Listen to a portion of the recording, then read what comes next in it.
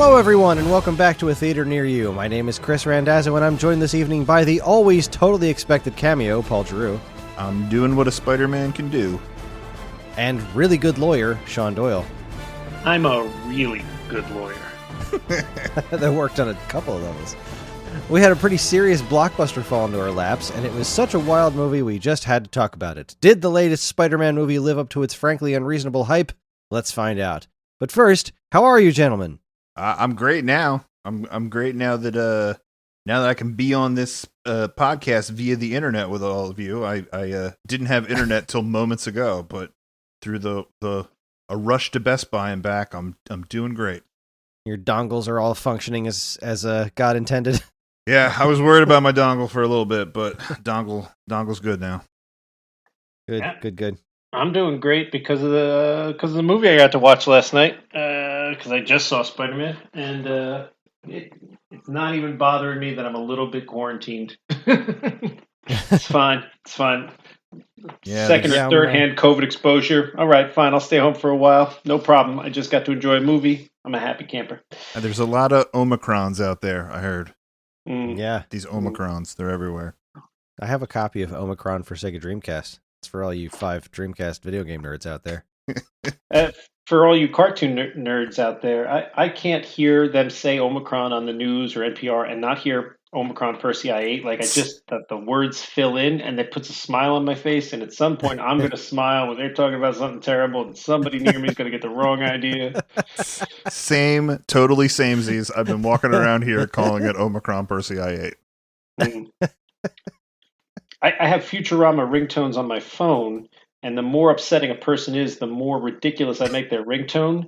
This way, like, when a client calls me that I know is going to be a stressful call, like, it starts out with, like, Zoidberg going, and it's like, all right, at least I get a little smile first. Let's do this. I got to tell you, I think it's telling of how, like, in sync we all are, the three of us. Last time when we talked about Ghostbusters, everything that I had to say, Sean was like, God damn it, why am I here? Like I was going to say all these things, like, I just think it's funny that we all see Spider-Man within the same week. We all see No Way Home. And then it's like, we have to do an emergency episode. And every single one of us is like, yeah, of course we do. Like, Clearly. Of course. It's actually kind of silly that we didn't plan for this ahead of time. Like, was there any chance we weren't going to see Spider-Man and want to talk about it? I mean, it would have had to been, they would have had to shut down the theaters. But then if they shut down the theaters, Disney would have put it on the thing, and I'd have paid the $20 to watch it at home. It's not Disney though. It's not Disney. It's Sony. Oh right, it's Sony. Oh. None of the Spider-Mans are on Disney Plus. Which only brings me to, oh God, are we jumping to the end? Because I have some words on this whole debacle. Well, wait. I don't know if Kris wants to start this a specific way, but this is, this was such a big movie with so many moving parts. I think we do need to be a little bit strategic about the way that we talk about it. All right, so let me get the basic, the core stuff out of the way. Oh, wait. Before you even do the core stuff, just... Okay. Spoiler alert, spoiler alert, spoiler alert. This is a brand new movie. If you haven't watched this movie, turn off this podcast because I'm going to spoil everything. Same here. Also, why are you listening to this if you don't want to be spoiled? Yeah, there's like 10 of you, and like I know 2 or 3 of you have already seen it, and the other 7, come on, go watch it. What are you doing? Or just, hold on to this. The podcast isn't going to expire. It has no expiration date. I think the 2 of you regularly spoil everything, but good on the warning. I think that was good. Yeah. We're usually good doing call. 20, 30-year-old movies. That's on our viewers. No, I mean, I think just as people, you spoil things. Oh, in life. Yeah. No, agreed. It's fair.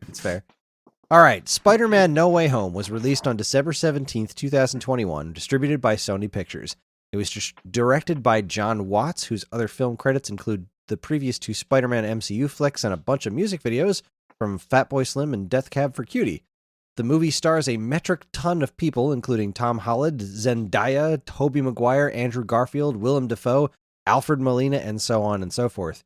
It directly follows the events of the last movie where Spider-Man's identity was publicly exposed to the world by Mysterio and how he and the people around him deal with it. I obviously watched this in the theater because there weren't a lot of options. We saw it an 11 o'clock show, 11 a.m. show. It was still a fairly full theater, but we had open seats in every direction around us. So, we felt mostly safe in there. And no, I didn't get any snacks because I didn't feel like paying for them. So we saw it last night at 5:30, 6 o'clock, something like that, right? As soon as Jacqueline got done work, we ran over to the theater and went to the first show and tried to get a showing that wouldn't be overly crowded. And it's $5 Tuesday, $5 Tuesday, $5 Tuesday over at the East Windsor Picture Show. Again, they don't pay us, but they probably, no, they shouldn't. It's commercial's not worth anything. But it was pretty open. It was more crowded than any other Tuesday night movie we've ever gone to see. There was nobody sitting next to us to the left for at least 10, 15 feet, so at least 6 or 7 chairs, and same behind us. So we felt pretty comfortable. But in order to get that kind of space, we did end up pretty far forward and to the right.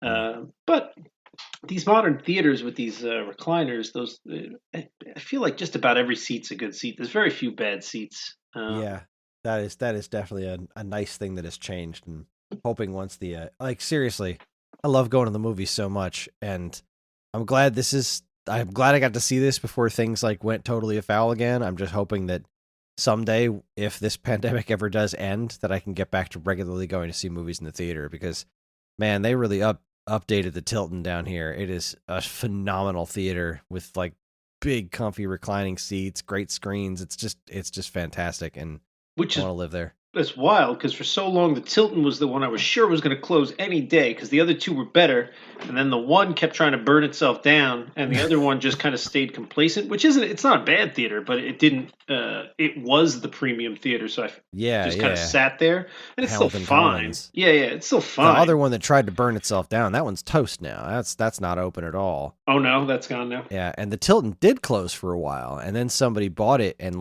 beefed it the hell up, and now it was such a shame because they did it right before the pandemic started. They're like, all right, we're going to open in 3 weeks. And then in a week, the pandemic started. And they were like, well, shit. I'm fairly certain that nobody, well, I shouldn't say nobody that's listening, but some listeners probably don't know the intricacies of South Jersey movie theaters. But when you say the one that tried to burn itself down, was that the one near the Shore Mall? Yes, the one near the Shore Mall that no longer exists. Okay. They had some sort of thing where they weren't allowed to close because they got some sort of tax credit for opening in a economically depressed area, and then after they tried to close and the government told them no, suddenly they had a fire. And then the government was like, yeah, we don't care. Here's your insurance money. You have to rebuild. And then they reopened and started serving beer, which that was the first theater I know of that was serving beer in the theater. And I don't think they had a liquor license. I think they were trying to get themselves in a lot of trouble is what I think was happening there. I forgot all about that. They were serving alcohol in there. We went to go see a movie when that happened. They just stopped caring. They were like, whatever, man. And they purposely ran that place into the ground. But it was a lot of fun if you followed it down the drain. You could surf a mean wave in that toilet. I liked that theater, man. We saw so many movies there. That was the first Doyle Movie Madness movie. We all went to go see The Crow there. Absolutely. I think most of them were there. Yeah, we switched over. We did a bunch at the Hamilton Commons at some point. It was a nicer theater. It opened up later, Yeah. I'm not talking crap on them. Again, I feel like they've gotten complacent and let Tilton 9 pass them, which probably isn't Tilton 9 anymore. Tilton whatever. But it's like the Tilton whatever fancy ass theaters, and I'm sure once movie theaters come back big time, they'll pump some money into it to beef that place up. So unrelated note, this COVID has really just crushed the theaters. My guess is, well, it's sort of related. I don't know. It's kind of on theme for our podcast. I don't know. My bet is that we will see in the future, since that industry is getting hurt so bad, but a bigger industry, the movie making industry, relies on them. I bet you we see a lot of Disney-owned theaters, Paramount-owned theaters. I bet you see, because they've got to keep them alive just to have an outlet for their product. Yeah, they're not besides the making streaming money. services, yeah. Besides the streaming services, which I don't think will ever fully replace the experience of going to the movies. I mean, it certainly won't. Heck no. I don't think the economy will ever give up. Like, I don't think society will ever give up on going to the movies entirely. But I bet you we end up with this situation where a lot of these movie companies, Sony, whoever, realize that the movie theaters are going under left and right, and they have to basically buy them out and then run them themselves. They would make more money because they wouldn't have to pay themselves for their own movies, and then you're going to end up with like Tilton 9 is owned by Sony and only shows Sony movies, and Hamilton Commons is owned by Disney and only plays Disney movies. Yeah, that Just, would be wild. just a Yeah, thought on where It the just future. makes me sad to think that the general consensus among the rich and out of touch is that movie theaters are in trouble right now because people don't want to go see movies in the theater. And it's like, no, we don't want to sit in a room with a pandemic. Like that's what's stopping people from going to see movies in the theater. It's like I don't not want to see West Side Story. I just don't want to risk my life to see West Side Story. It's not that we don't love the tacos. It's that we really need our mail. Exactly. well, Like it's- the Suicide Squad. I would love to have seen that in theaters, but I had the option to see it at home, so I saw it at home because I didn't feel safe going to a theater at the time. I'm fine with some of these things being able to be viewed at home and some of them in the theater, you know, and I think that streaming is opening the door for a lot more of that. Like there seems to be like bigger, better quality movies that are just coming to things like Netflix and Amazon Prime and stuff like that. You know, I don't know that I would call any of them like the blockbuster type things that you would see in the movie theater, but you know, So right before we started this, to make your point for you, I was watching. I haven't watched it yet. I don't know why it's in my wheelhouse. The War of Tomorrow. oh yeah, I saw that. I think that just came to Prime, right? That's just like an Amazon Prime movie. Yeah. Yeah, I guess that was kind of a big, I mean, that had big names, big special effects. Big names, big special effects. There was a Netflix one recently too, with like Gal Gadot and Oh yeah, the Red Notice or something. Oh yeah. Yeah. Was it The Yeah. Rock? Was it yeah, Gal The Gadot Rock and was in there. And, Yeah, those movies 10 years ago would have been in the theater. right. Absolutely. Well, They might yeah. not have been the biggest movie in the theater that week, but they would have been in the theater. But like over this last summer when HBO was doing that thing where like all the WB movies, like sure, it's hitting theaters, and if you want to go to a theater, have at it. But it's also going to be on HBO for you if you have HBO. So it's like, all right, I signed up for HBO and I saw the things. Because I sure as hell wasn't going to sit through the Snyder Cut in theaters. But I watched it in like 15-minute increments on my phone for like a month because As that the movie Lord was- intended. That's the Lord intended. No, I thought that was a really sweet deal, and like I'm bummed that I'm not going to get to see that Matrix movie until it comes out on home video in some form because I'm not going back to theaters like after Spider-Man, and like I'd love to see that new Matrix movie, but I'm not going back out to theaters while the pandemic is raging as hard and as to it be is. clear, You know? you just said that when you're weighing your life on one end of the scale, that the Matrix doesn't warrant risking it, but Spider-Man did. Just pointing that out. You were like, look, it's a low risk to my life. Sure, I'm probably not going to die, but there's a risk. And 100%. Matrix just doesn't balance it out, or West Side Story doesn't balance. But Spider-Man, yeah, I'll take that whatever, 0.5% chance of dying. I'm gonna go see this. I said what I said. I stand behind it. You'll be in the hospital all hooked up to machines and you'll be like, but at least I saw Spider-Man. I didn't get it spoiled by some jackass on the internet. I saw it happen. Well, if it's my turn to say how I saw it, doesn't matter. I saw it the same way as all of you. When did it come out? It came out on Friday? Yeah. Yeah, 17th, so- now it's the 22nd. So we went Friday morning. Like we went to the very first showing because we thought it would be the least populated. And it was for the most part. I've stopped trying to be strategic about the seats that I choose because like even if I'm strategic about it, like somebody will come in and practically sit on my lap. So I just choose. We just randomly choose at this point. Yeah. It was great. Like it was great to go see it while the kid was in school. It was like the perfect choice. awesome. Oh, we didn't say our snacks. I had my $1 hot dog as always and my $9 Coke because that's how I do $5 Tuesdays at the movie theater. Oh yeah, I didn't do it. I double masked, and I was like, I ain't gonna snack. Yeah, no, I didn't snack on anything. I wasn't feeling all that like great. Some food was disagreeing with me, so it's like, you know what? Not gonna spend the money. Just gonna sit here and enjoy a movie. All right, so here's the question I want to ask.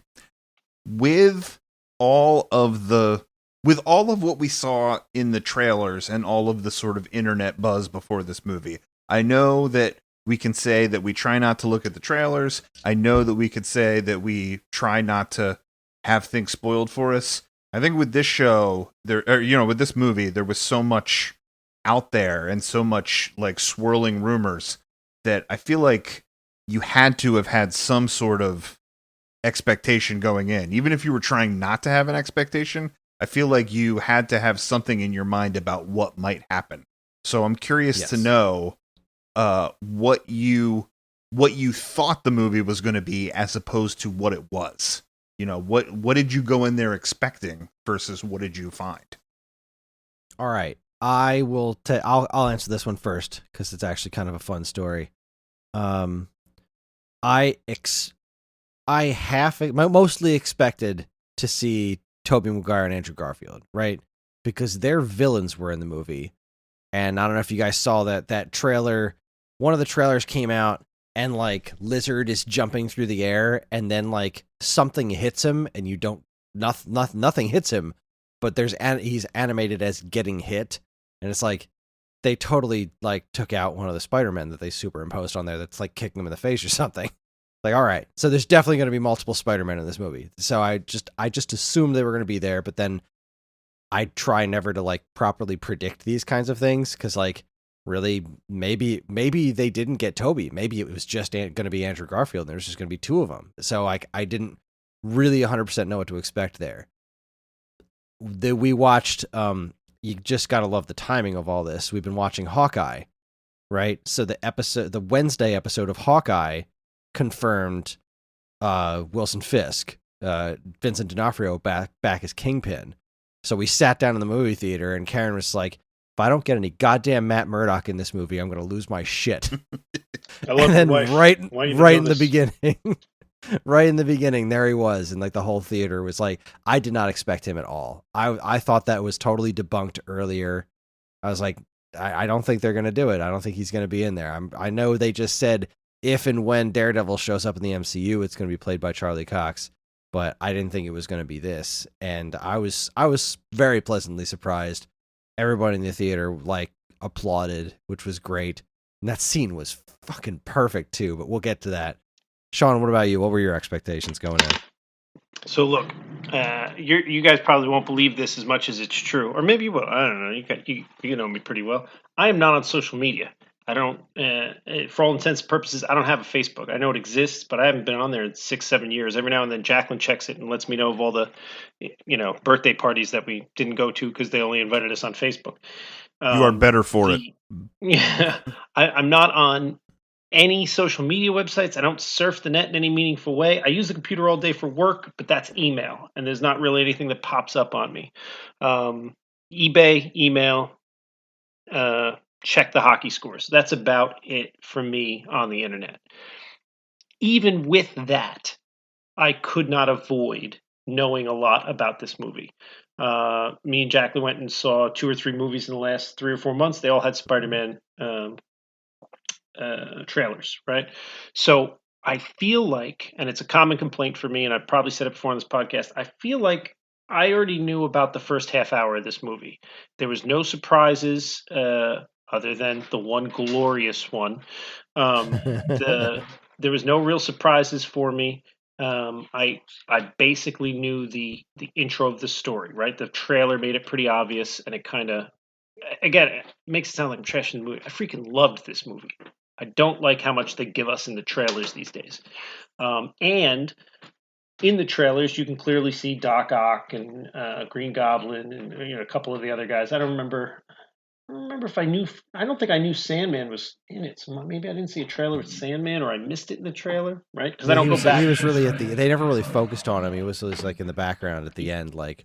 big swooshy swirly Sandman. Yeah, and I don't go back and watch the trailers 20 times and look at them real close. So I was surprised, or at least, I don't know, surprised, but like I didn't know Sandman was coming. So that was news to me, right? But I knew there was going to be a bunch of those old ones, so it wasn't surprising to me when the other Spider-Men showed up, right? But so yeah, in general, like I knew the basic plot at the beginning, and I knew that we were going to see a bunch of callbacks. And again, I'm not trash. I love the movie, but I wish the trailers would show us less, show us things more out of order. You don't have to tell me this, especially Marvel movies. Like at this point, you don't have to. This is a real soft sell you need to do here. All you really need to do if you're Marvel is just wave a little flag on one edge of a continent somewhere that says, guess what? Next Friday, we're going to release whatever it is. She-Hulk. I think she's getting a TV show, but whatever. Whatever it is. Soon, yeah. And people are going to show up, right? You don't have to, like, tell us the whole story and sell us on coming to see your movie. All these people are going to go see Spider-Man anyway, right? Like they could have told us nothing. They could have just bought a little bit of screen time where it said Spider-Man No Way Home coming out December whatever it was, 15th, I don't know. Mm-hmm. And the theaters would have filled up. They didn't have to sell this to us. We've already bought in. Maybe Shang-Chi had to give us a little bit. It's an oddball character, but they could have told us far less, and all these people would have showed up anyway. I think that some of the swirling hype about it contributed to the success of the movie. It's interesting because, like Kris said, that some of the stuff he thought had been debunked. Like, I don't know. That was what was so fascinating about it. Like, you were hearing so many conflicting things, and like you could see from the trailers that Doc Ock and Elektra were in it. And then yeah, I guess Lizard and Sandman, but also like those things are CGI. Like that doesn't mean that, like when I saw the trailer, I didn't necessarily mean that they got those actors back, Yeah, I was surprised that Thomas Hayden Church was like in the movie. Yeah.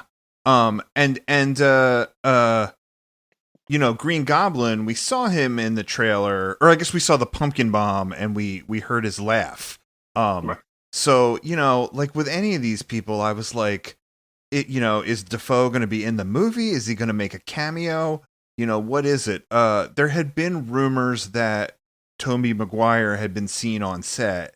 Andrew Garfield was real tight-lipped about it. Like, he was like, I saw an interview with him where he was like, yeah, I wish they would call me. Like, like, I guess there's still time if they want to call me. Like, he also talked about like how doing the Spider-Man movies was like really hard on him. Like, made it seem like he wouldn't even come back if they asked him to. It's to a certain degree.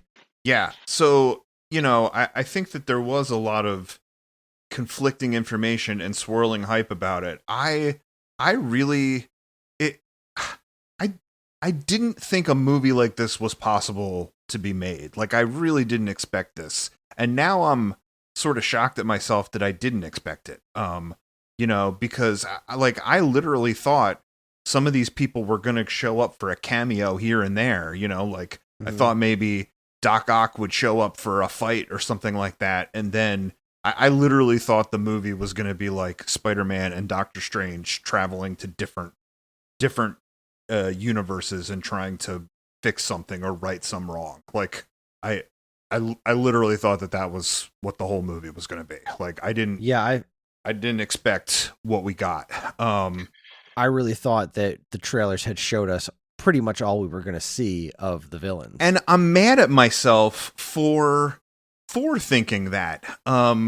Because I think that these movies know better by now. I think that I think that the bar has been set so high after Endgame that I think that they know better than to dangle those villains in front of us and to not deliver.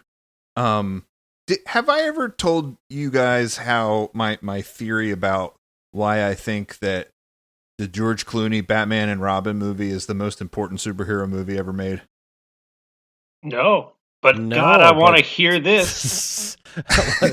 Please allow me to strap myself in for this because I hate that movie. Sure. Well- and wait, real quick, I'm pretty sure it was Chris Randazzo who Yeah, tried we to saw it together. console me afterwards because we saw it opening night, and he was like, "You have to go home and tell your father." And I said that because when he whipped out the Bat credit card, you turned to me and said, "How am I going to explain this to my dad?" That's how the conversation went. Oh my god, that's I will amazing. never forget that moment. I never heard that. That's so funny. Yeah, like, you know, I don't know. If I were a young student going to film school, this would be my thesis. Like, if anybody's listening out there and you're in film school, this is easily a 40-page thesis. So like, we all like to remember and cite the important movies, the good movies, when it comes to being influential about the superhero genre, right? The Richard Donner Superman films, the Tim Burton Batman films, right? Like the ones that sort of like carved out what this could be, right? And then even the early Marvel films before the MCU, the Sam Raimi Spider-Man, the Daredevil, the Eric Bana Hulk, like all of them had the same kind of recipe, that it was like leading man, love interest, and then like big name person to play the notable villain. You know, like it was always the same kind of thing. And I think that George Clooney Batman movie being so bad sort of informed how they were going to approach it next, you know, and Christopher Nolan with his Batman movies like kind of rewrote the formula, that he was like, well, you know, like you can have an ensemble movie with these, like, you know, with good actors playing these roles, and that, you know, Alfred and Commissioner Gordon are as important to the Batman mythos as Batman is, you know. And then MCU, I think, built off that and like made it even cooler by making like an interconnected universe, you know. But I don't think that any of it would be possible without, I think on some level there's institutional knowledge from the film industry that like, if you fuck up a superhero movie, you're going to have an army of nerds that is mad at you, and that make you pay for it. And the backlash with Batman and Robin, it was like, this is campy. You like did no justice to the story and the characters. You know, like it looked hokey. It was the villains were bad. And then it manifested at this time when everyone was like, what's this thing called the internet, where like all of these angry people can like band together and like hate it collectively. You know, with a force to be reckoned with. Like, I just think that that changed the culture so much that now they're really careful when they make a superhero movie about how they approach the story and what fans are going to think and how fans are going to get pissed off. You say Batman v Superman. right. No, Paul's saying they, right? And while I agree with most of what you're saying, I think and this is one of the things I'm checking off my list. This time I'm doing like you do, and like as we're talking, I'm taking notes. One of the things you're saying, it's Disney. Disney has the benefit of being this century-old company. I think they're over 100 years old, right? Mickey Mouse started in like the 20s, so I'm assuming Disney goes back before that, right? Well, wait. I'm gonna stop you, Sean. Okay. Spider-Man is actually Sony, and Sony has hooked their mitts into Spider-Man and held on to it against the odds.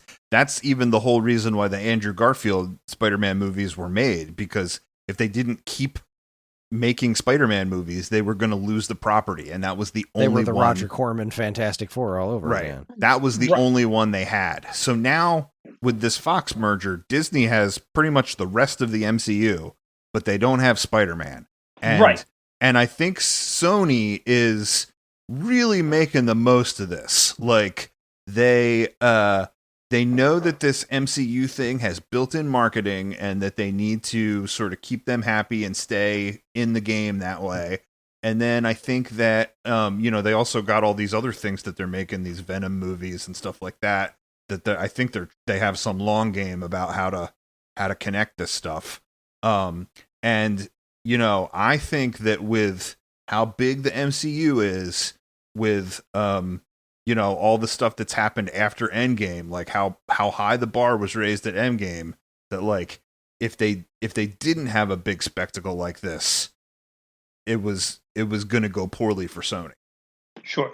So I think you're giving and I don't know, I'm not an industry insider, but what I was going to say about Disney is they've been around 100 years or more. I think it's more now, right?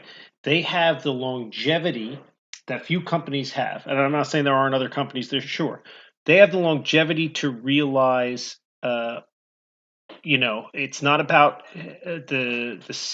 they have the ability to say it's not about what we can make on it right now. It's about what we can make on it for the next 1,000 years, right? We're not looking short term, right? So they do a great job, and they're probably an evil corporation from what I hear, whatever. But you've got to give them credit where credit's due. They do a great job at preserving their character rights and making sure they put out a good product. If they made a bad Marvel movie, they would and they spent $1 million. I say $1 million because I'm poor apparently. $1 billion on this movie, and it was terrible. They would just scrap it.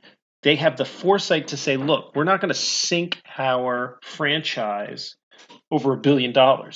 This franchise is going to make us 1,000 billions over the next 500 years. We can just let this $1 billion be a flop and just not put it out, not hurt our brand, and move forward. You're saying it's Sony putting out these Spider-Man movies, but here's the big distinction I'll make here. I think, and it says in the beginning in association with Marvel Studios, I think the quality and polish on this is so similar to, reminiscent of, and in line with the other Marvel MCU movies. I think Marvel / Disney had a huge hand in this movie. Well, they absolutely did. Every piece of it had to be run through Kevin Feige. And when you look at it compared to the Sony movies that they have put out, and I'm talking about the 2 Venom movies particularly, the difference is night and day. I didn't hate the Venom movies, but the difference is night and day. The Venom movies suffer from many, many of the faults and flaws that you're talking about from the old school of comic book movie making, right? Mm-hmm. I mean, Venom killed off Carnage, right? If I remember correctly, it killed off Carnage and Shriek, right? You're blowing through your top characters that you have. Like, that's an old school mistake. And I know Marvel's killed off Thanos and this and that and the other. But yeah, but they have a lot Thanos was around for a lot of movies. Right, they got 10 movies out of him. Yeah, a right. ton of Thanos. Right, they got 10, 15 movies out of him, whatever they got. And then, they've got a lot to pull from. When you're Sony and you've got the Spider-Man, Spider-Verse, we'll call it, when you've got the Spider-Verse to work with and you just blew through Carnage, that's wild, right? I mean, that's one of your top characters. After Spider-Man, the next biggest character, what, you're talking Venom, you're talking Green Goblin, you're talking Carnage, right? Those are your biggest side characters, and you just blew through one of them. So I don't think Sony is the one here. I think Marvel is the one that realizes that you can have a loss on a movie, and if it ups your brand, it's fine. So they're the ones, my guess is, they're the ones that are like, yeah, we're going to pay these actors whatever we got to pay them. We're going to get them in here. We're going to, and this is another thing. I feel like the movie was and this sounds bad again, but I don't mean it that way. The movie was extraordinarily pandering. I feel like they went on the internet before they made the movie. They had a rough idea, and they were like, what do the fans want? And then they were like, how can we put that out in a way that furthers the brand, makes it look good, but gives the fans what they want? So it's very pandering. Like the whole Daredevil thing, I feel like it was forced in for the fans like me who really wanted it. And again, it sounds like I'm talking down, and I'm not. I loved it. You should pander to your fans, right? I loved the last Jay and Silent Bob movie. I've never seen a more pandering movie in my whole life. But you know what? I'm the fan, and you pandered to me. So guess what? I loved it. It was great. I really enjoyed everything you did here. You know what, though? I think So I agree with what you're saying, Sean. I think I think there can be good pandering, right? Like I think that this movie is a good example of that. But I think it also knew what was too much. Like it knew how to sort of walk that line, right? Because like one of the things I thought to myself when they were all in Doctor Strange's basement, and everybody was in those, the villains, they were starting to collect them and put them in those magical cells or whatever, right? I was like, you got 5 villains right here. Like this is almost the Sinister Six. Like, they could have had one more person. There it is. And had, you know what? like, Again, essentially had the Sinister Six. I'm not needed on this podcast. That's one of my things that I had written down here. That was one of my only complaints about this movie. Like at that point, I turned to Jacqueline and I said to her in the theater, I whispered to her, I was like, "We got one more coming," because you did so much good pandering, and then, like you said, there was 5 of them, and it's 5 members of the Sinister Six, not the original members, but you had like 3 of the original members and 2 later, fill-in members, but. Still, it was wild to me that they didn't pull it a 6th. I couldn't believe it. I think I think that was a really smart move. I think, yeah, I was going to say that too. I think anytime you have 6 Spider-Man villains, it's the Sinister Six. Like that's just the definition of the Sinister Six. But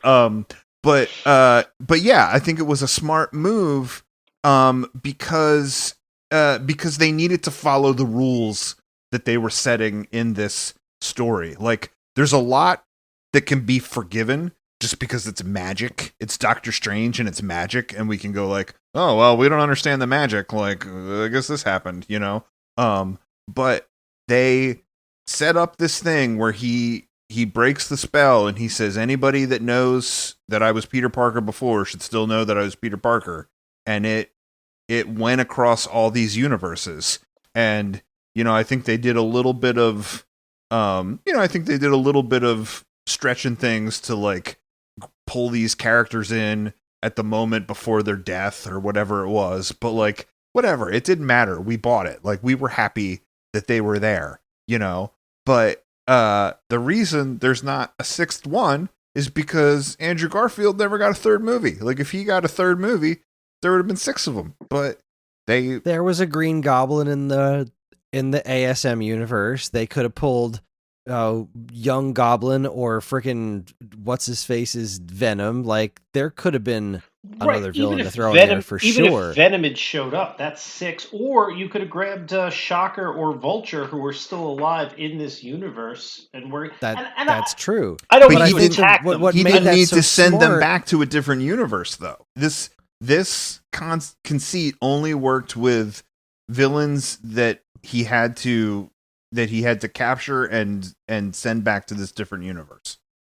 But what made it so that they couldn't do Sinister Six was that they weren't all necessarily sinister, and that was kind of the point, is that Spider-Man really wanted to save them, and I was so happy that they did this with Alfred Molina's character in particular, because Doc Ock was so good in Spider-Man 2 because he wasn't evil, he was being controlled by those tentacles. It was like the only problem was the inhibitor chip went away. And so, like, I was like, how are they going to explain, like, him just being super evil, and didn't he die or whatever? So they pull him back in this point, and then they solve his problem, and he goes right back to being good. And, like, that was the whole point, was, like, seeing these characters as not, like, villains, full-on villains, but, like, misguided, or something was controlling them or something. And that doesn't make for a proper Sinister Six, like, now if it was all just like you were talking about, like Vulture and Shocker and stuff like that, like maybe Vulture is a bit of a stretch because he's got a little bit more dimension in the MCU than he did before. But like you think about those, like Shocker or whatever other characters, Paul Giamatti's Rhino can be thrown in there. If you talk about those characters that are just like, all right, here's a bunch of just bad guys that want to team up and beat Spider-Man. And like, that wasn't Sandman at all. Like he had no problem with Spider-Man, but then he had a problem with this Spider-Man, and he wasn't exactly the sharpest tool in the shed, but that was kind of the point of his character. You know what I mean? The Sinister Six would not have worked with the narrative that they were trying to do. And that's the big difference between this and Raimi's Spider-Man 3, where they were just pushed over and over again, like, you need to put Venom in this movie. He's like, I don't know. I don't really know Venom. I don't get Venom. It's like, yeah, but Venom makes money. Put Venom in this movie. He's like, all right, fine. I'll put Venom in this movie. And then it sucked because it was all this studio interference saying, this is what you got to do. So instead of it being that situation, because Marvel was really in charge of the narrative where it was Sony's movie, they were paying for it. But part of the deal is that Marvel gets to tell the story that they want to tell to forward what's happening in the MCU. They were smart enough to be like, we're not just going to throw all this spaghetti at the wall and hope all of it sticks, like Sony is currently doing with the rest of their Spider-Verse stuff. They've got the second Venom movie out. They've got Morbius on the way. They've got there's at least like 2 other Spider-Villain-esque movies coming out. They're building this whole other Spider-Verse thing. And the thing that Marvel is focusing on for this phase 4 is the multiverse.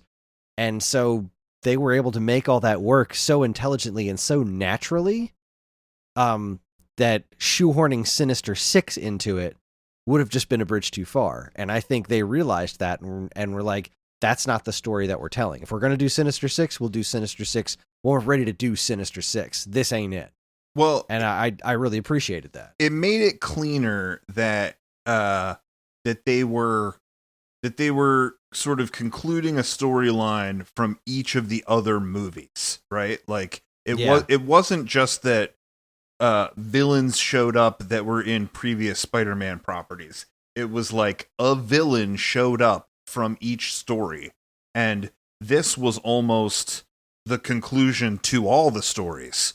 I know that it wasn't 3 trilogies like Star Wars, and I know that and I know that Rise of Skywalker wasn't even really that good, so it's a bad analogy. But like this is like the Rise of Skywalker of the Spider-Man things. It concludes 3 different quote unquote trilogies or 3 different things. And yeah, you want to talk about Marvel or Disney being too smart to do something like that? Rise of Skywalker is your exact example of that. They are not too smart to do shit like that. Yeah. They and I love that movie, okay? I love that movie. I don't know that I saw it. What was the Rise of Skywalker? Is that the one where Han Solo dies? No, that was the Sean, you're ruining it for everyone.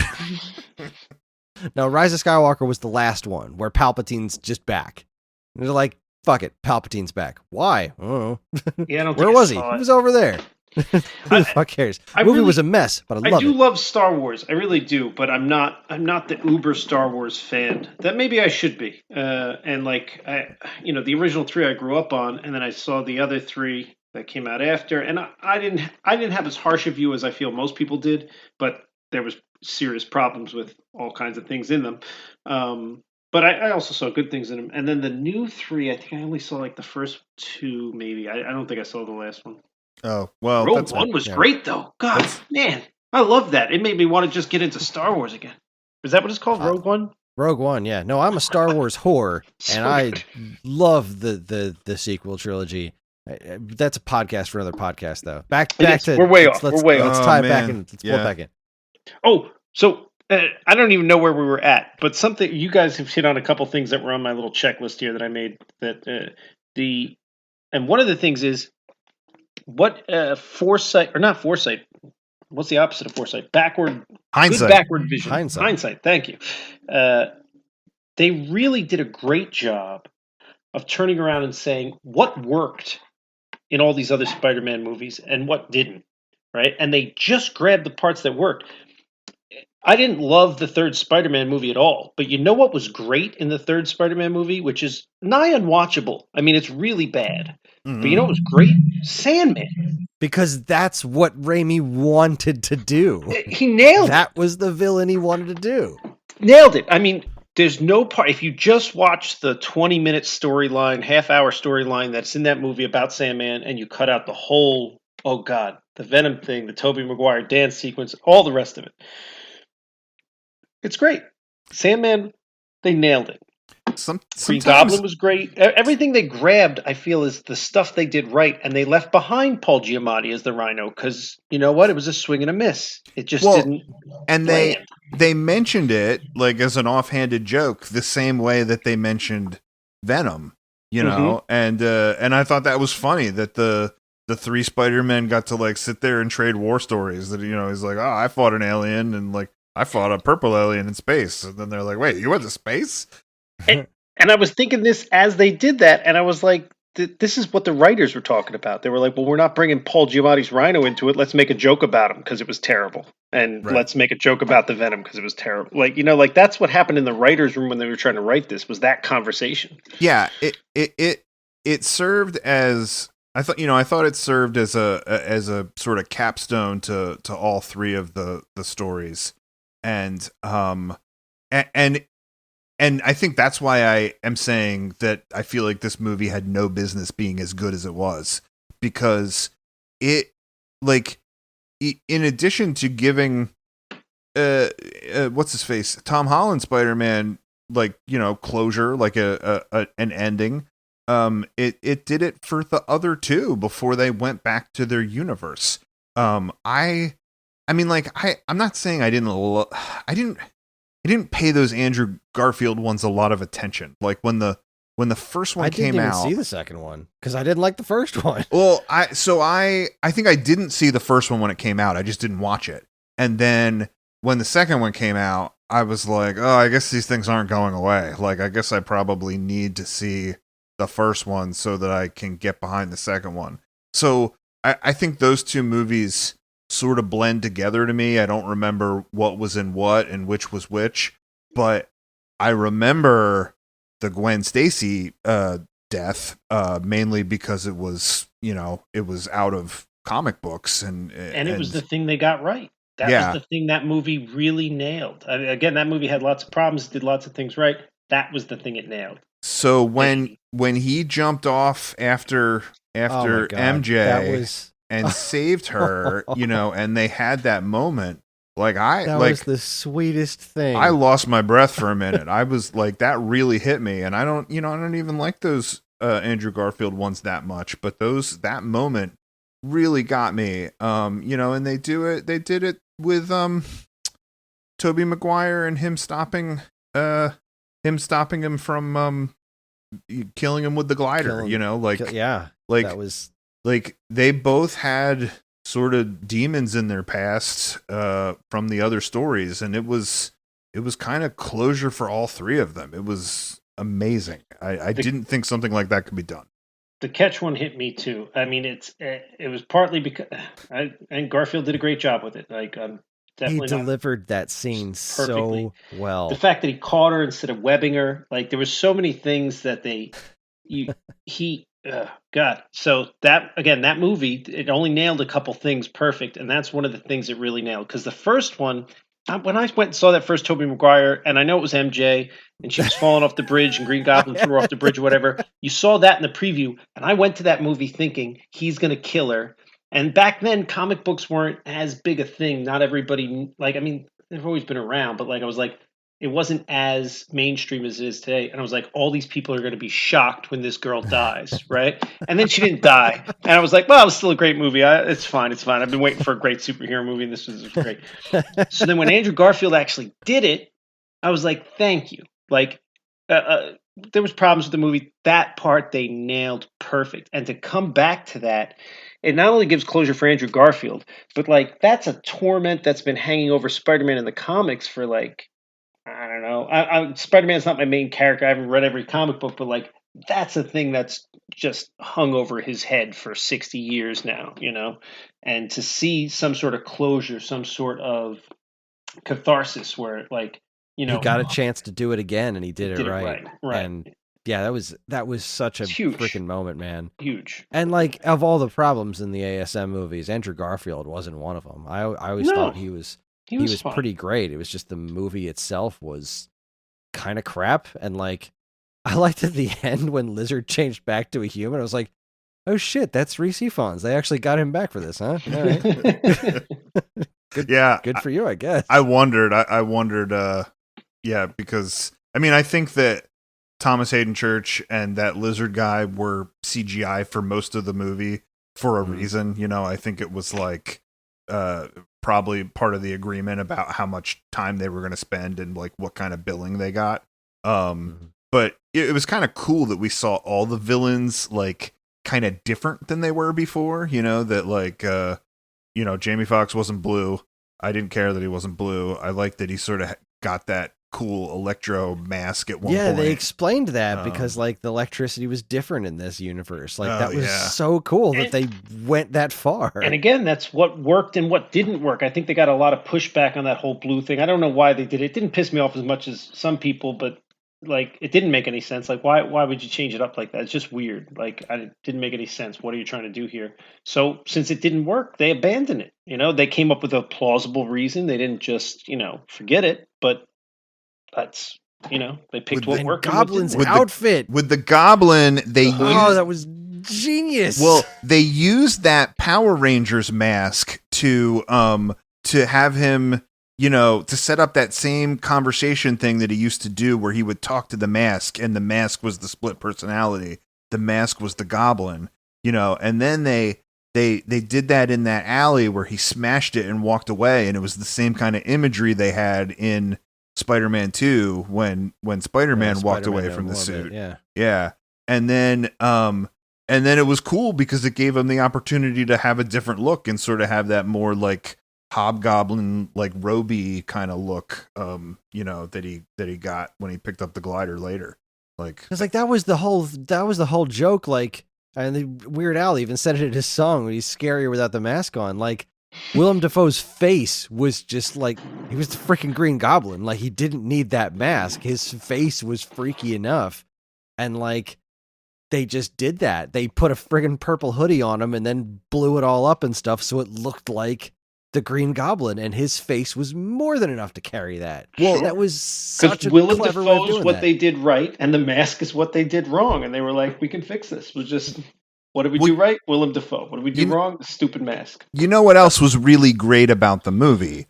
Was that there was no stakes in the movie as far as hiding who anybody was, right? Like they're in a completely different universe, right? So like, what's it matter if he's got, he got the mask on, he doesn't have a mask on, nobody knows him, nobody knows Norman Osborn, nobody knows Green Goblin, same thing with the other two Spider-Men. They're out of their universe. Like, it doesn't matter if they're flying around showing their faces, like they're gonna go home at the end of this.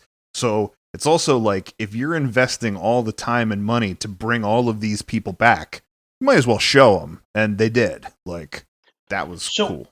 So one of the I didn't know about the other two Spider-Man, because again, I'm not on the internet. I'm a Luddite. And you mentioned about dangling things.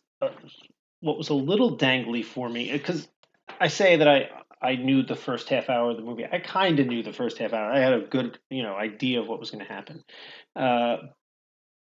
It was a little dangly in two respects, in that I kind of expected, maybe I expect too much from Disney at this point because they just keep putting out genius, like it's perfect every time. I thought they were combining the universes so that they could just pull moving forward as they wish, right? So I didn't know the Spider-Men were coming.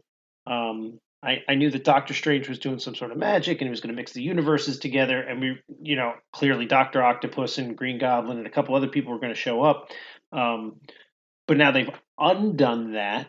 So you didn't expand the universe as much as I wanted, and as much as you teased me you were going to. You gave it to me in this little dose, and I do appreciate it, and it was wonderful. I thought they were just part of the universe now, right? And the one that I really thought was part of the universe now was Venom, and they undid that at the end. I thought they were combining the Venomverse with the MCU.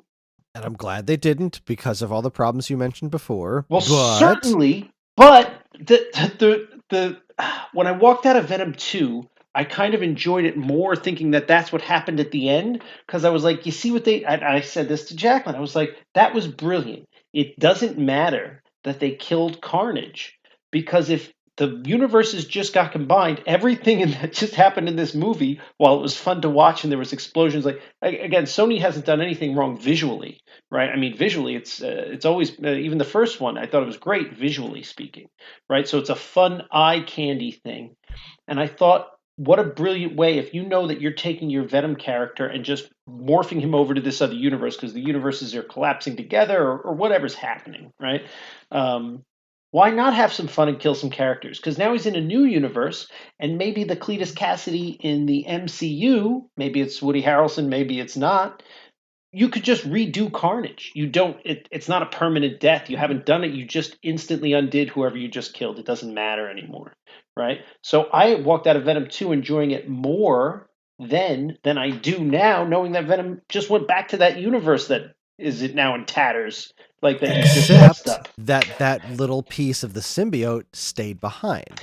Right. So you've gotten Venom into this universe, and now we're going to get a Venom in this universe. But it really just and it makes me definitely want to not go watch the rest of the Venom movies. So part of me always wanted to not just watch any of the Sony films and hope that they eventually just give up like the Fantastic Four, like start a revolt. I'm not online. I'm not a social media guy. So somebody who is start a revolt online. Let's just all boycott the Sony movies until they give up on the franchise and give it back to Marvel. I think you're being harsh on the Sony movies. The Venom ones? Well, so first of all, I like the Spider-Verse movies, the animated cartoon? ones. Yeah. I only saw the one. If there's another, I There's don't Oh know. well, there's yeah. only been one. The second one's not out yet. I can't say that I like it because I haven't seen it. But there's So you're right. The first Spider-Verse movie was great. The cartoon movie was great. I loved it. Absolutely. I agree.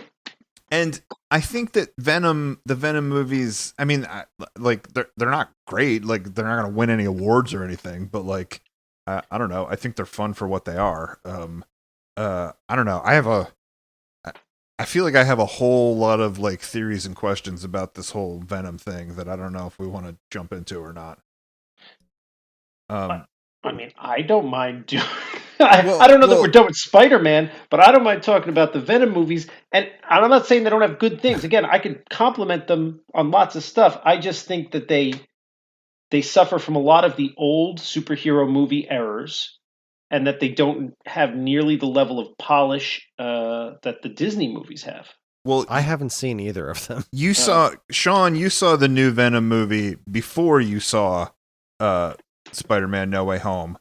I saw Spider-Man: No Way Home on Friday, and then I was still itching for more Spider-Man. Like I was in this like I was so in love with the movie that I just wanted I wanted to consume more Spider-Man. So then I rented Venom: Let There Be Carnage, and it did not scratch the Spider-Man itch. It had good things about it that were enjoyable, but it in no way fulfilled anything that I was feeling with this whole Spider-Man In thing. case somehow Chris doesn't know the end scene in Venom. I saw the post-credit scene. Okay, yeah, kind of leave. That's the thing. I've been so tangentially interested in them because I actually want to see them now because my friend Dan was like, he was explaining to me like, just watch some actual clips from the movie, and I think you'll have a better understanding of how stupid they are in a good way. Like, I was under the impression from the trailers that the movies were dark and gritty and serious, and like they're actually kind of goofy. Oh, they're hilarious. I'm totally into that, and I'm sure I'm gonna like them fine. But that's the thing, I'm gonna like them just fine. Right, that's they the don't problem. It's the what was that one we just watched? The Harley Quinn Suicide Squad, the new Suicide Squad movie. It was fine. It was enjoyable. I enjoyed it. I'm not going to go rewatch it a dozen times like I am all of the Marvel movies. Just about right. It's just not on the same level. So here's my question. I guess in order to not make this a whole critique about the Venom movies, I'll try to focus on the Spider-Man angle of it. So I guess here's my question about it, right? So Spider-Man: No Way Home establishes that Eddie Brock, Tom Hardy Venom in the Venom movies is in a different universe than Tom Holland Peter Parker, right? And then he gets sucked into this universe through the Doctor Strange thing, through the Doctor Strange spell. He is not in New York with the other villains because at the end of the Venom movie, he's like, "Hey buddy, hey Venom symbiote buddy, we need a vacation." And they go to they go to some island resort and they're sitting on a beach. That's how the movie ends, right? And so in the post-credit scene of that, I guess one thing I couldn't tell is if the reality of like the hotel room he was in changed. Like I can't tell if it was like a dilapidated hotel room and then he got sucked into the new universe and it was like nicer and like more upscale, or if it was just that it was night and then it was day in the other place. But anyway, he goes into this other universe and and he's on this beach resort, so that's not why he's not with the other people there. But like in the Venom movie, but in that post-credit scene, Venom had just said like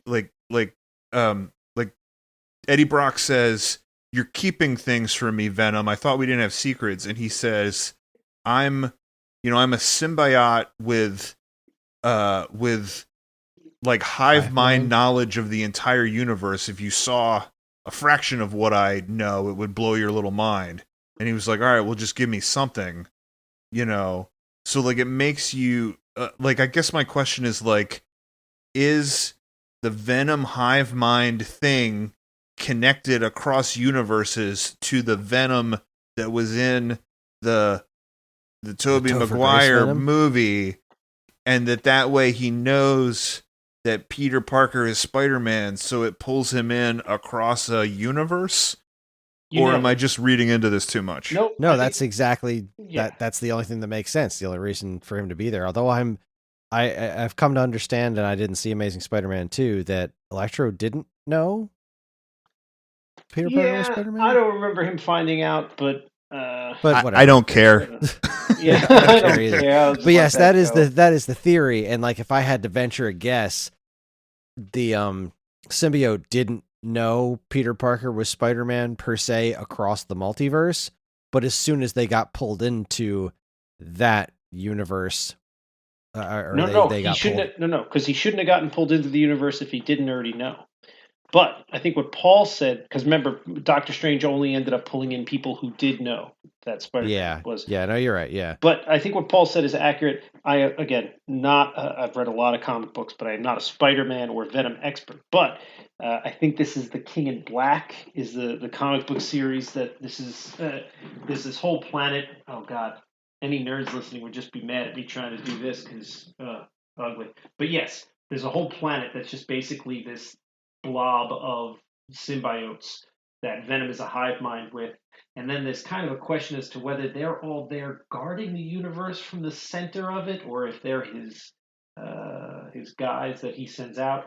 That's a little in question. But that whole storyline puts the Venom symbiote creature, I don't know, when you have a hive mind, is it one creature, is it many creatures, but whatever. That whole thing, it puts them on a whole nother level, like up with like maybe not the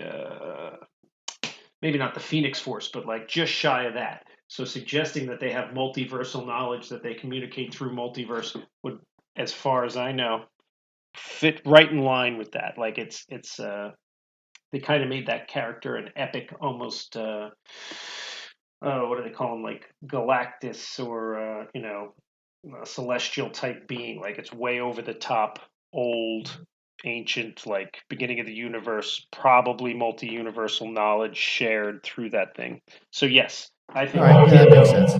I buy it. Sold. Yeah, I don't have any problem with that. Although it did hurt a little when they took him away, because again, and they did it right. What was great about the Venom movies? There was one or two things that were great about the Venom movies. One was Hardy. He was great. No problem with him at all.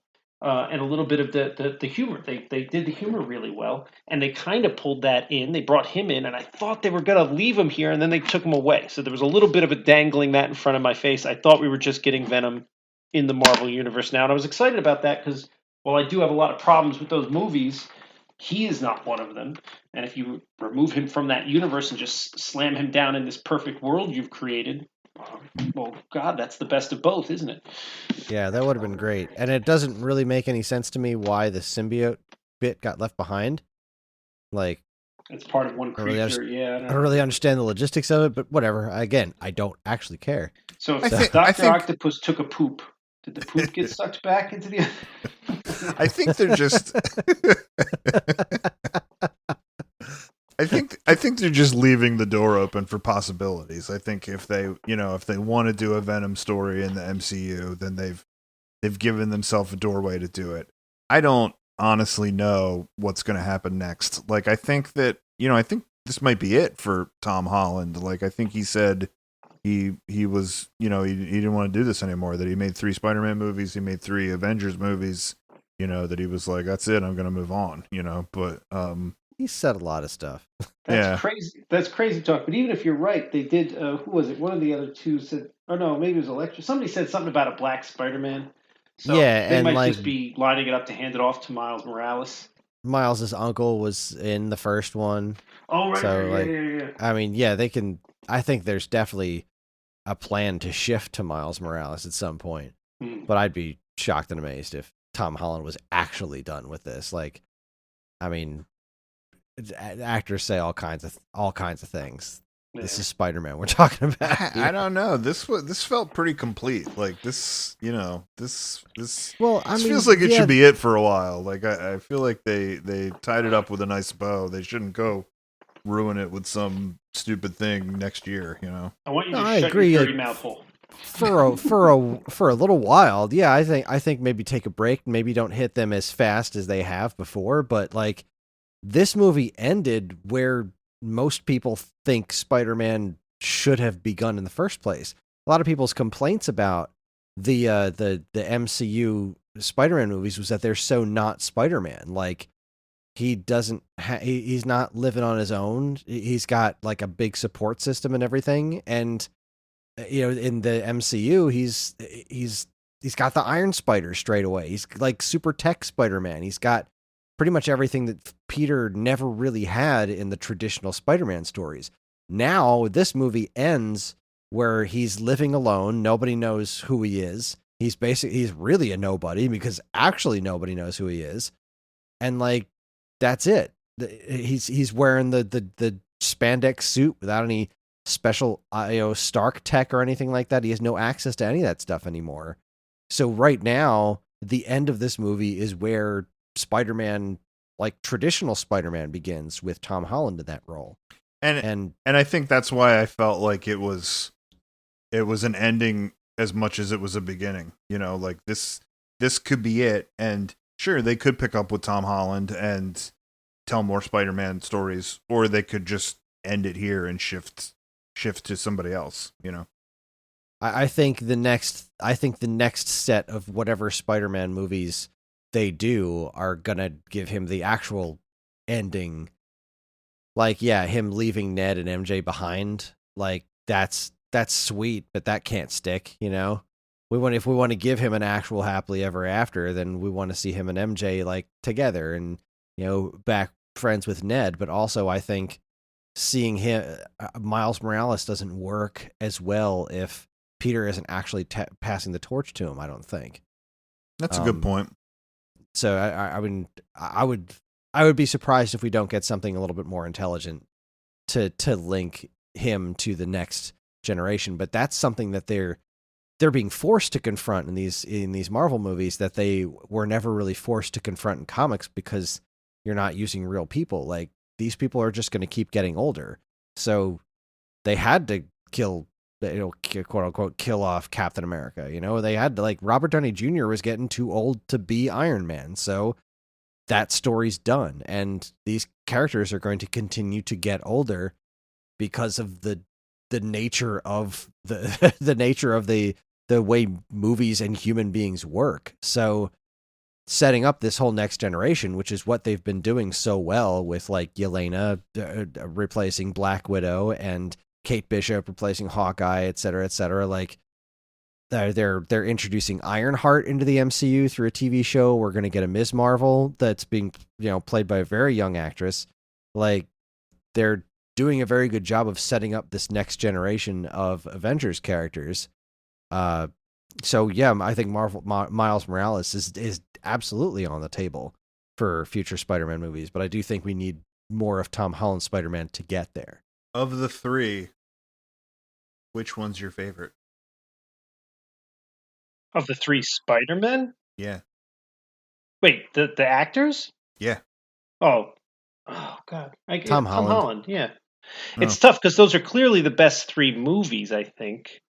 But is it because of him, or is it just because the movies are better? I didn't have a problem with Tobey Maguire. If we don't talk about what went down in the third one, I thought he did a great job. And Yeah, like Toby Kris was a said, very good Peter, but he didn't have the quips. Well, And Andrew Garfield was a little bit too much of a prick.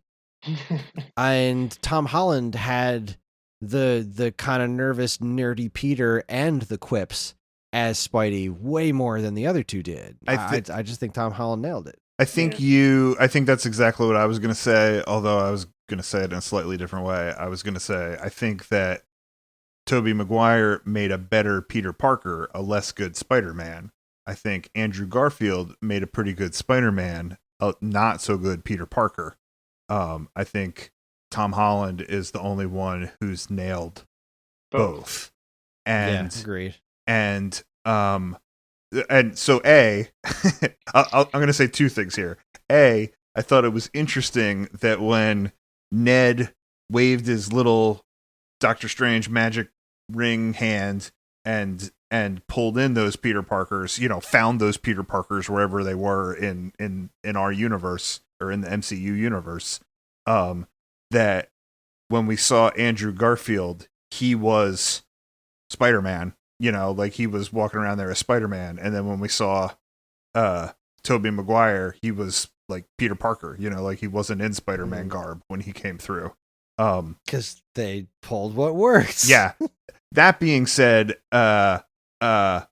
when they could only do the bit of like you being surprised once, when he summons the first time and we see a Spider-Man and we just assume it's our Spider-Man until it's like, whoa, it's Andrew Garfield. Then when he does it again, we know that Tobey Maguire's coming through next. Like we don't need to have a fake out again. It's not gonna work for us. But yeah, like I think Tom Holland is the only one who's really nailed both. And I think when he's Peter Parker, he's like, he's shy, he's dorky, he like has all the problems that like teenagers have. He like embarrasses himself, like he's such a great Peter Parker.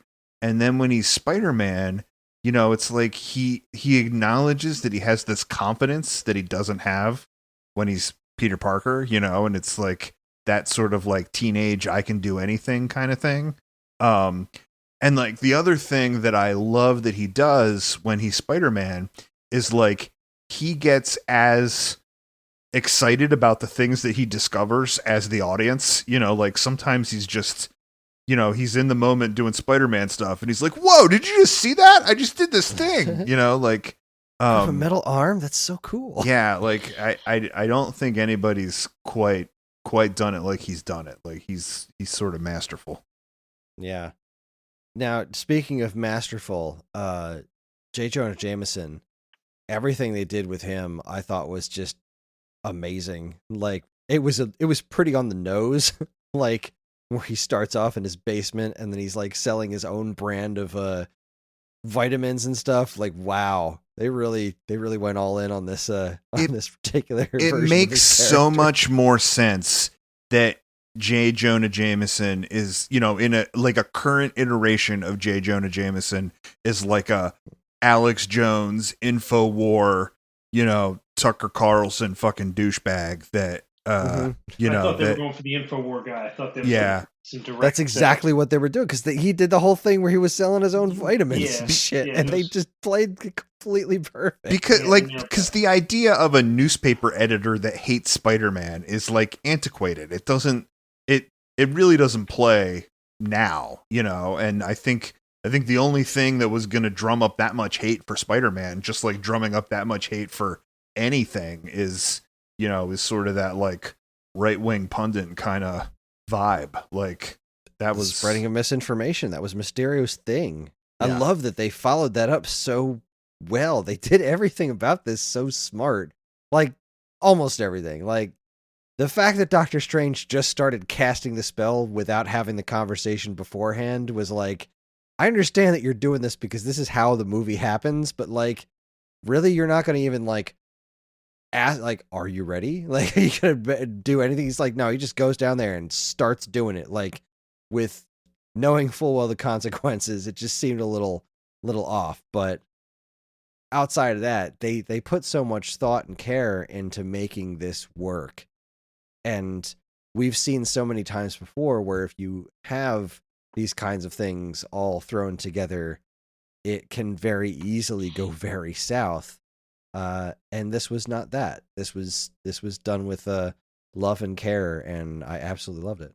That's what I keep saying. It had no business being this good. Yeah, I was kind of scared. So one thing I will say that we talked about.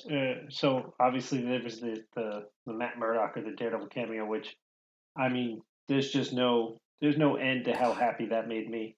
It was so good when it catches the fucking brick.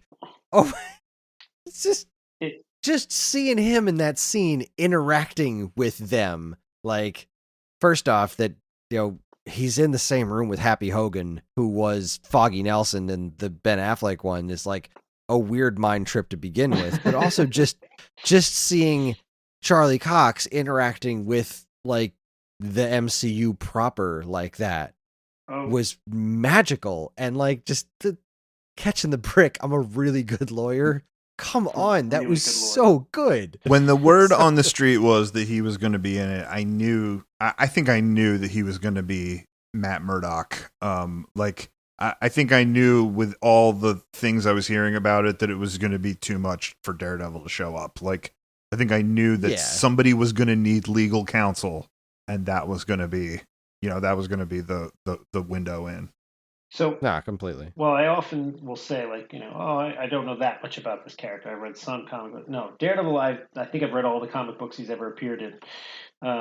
The Charlie Cox Daredevil on Netflix was the closest to perfect there's ever going to be. They nailed so many things about 60 years worth of comics in that.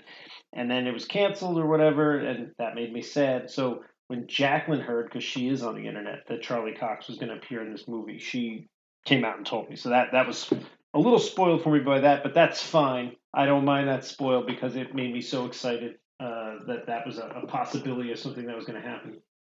And then he did such a great job, because he always does, because, again, it was so good. The fact that we only got it as that is fine. It didn't bother me at all that he wasn't in there as Daredevil, because at least he's in the universe now, and it just feels good. Because not only, and again, huge Daredevil fan, that's my character. That's what made me like comic books. That's probably why I'm a lawyer today. It's certainly not disconnected from that. The fact that he's there just drags in everything else that the Netflix series did right.